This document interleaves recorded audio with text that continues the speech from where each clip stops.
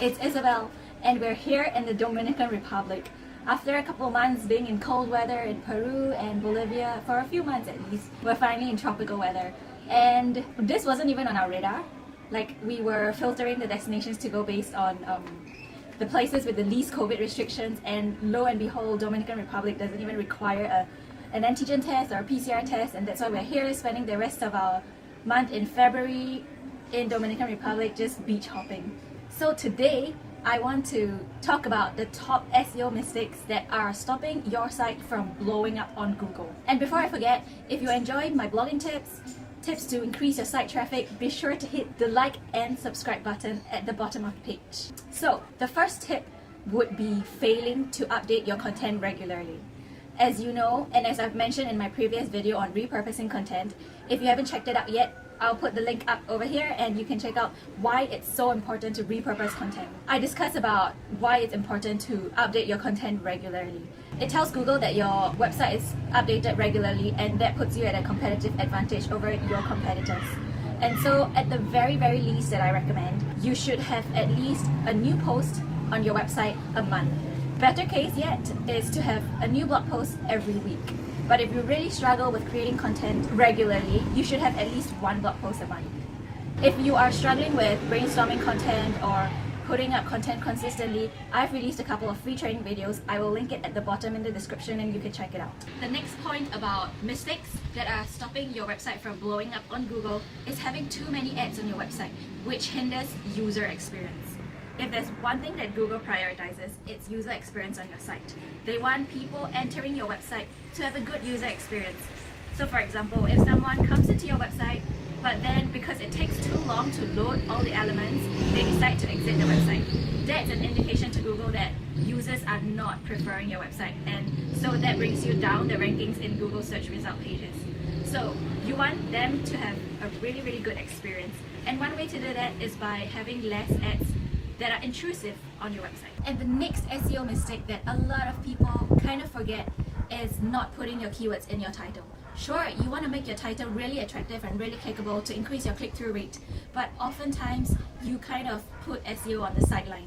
What I mean by that is you want to try and put your target keyword at the front of the title as much as possible. I always mention in my courses to my students and in all my content platforms that keyword research is the most foundational thing that you have to do when you are creating blog posts that you want to rank on Google. And so try to put your target keywords on your title and as close to the beginning as possible, so that when people are searching for that exact target keyword, they can easily find yours.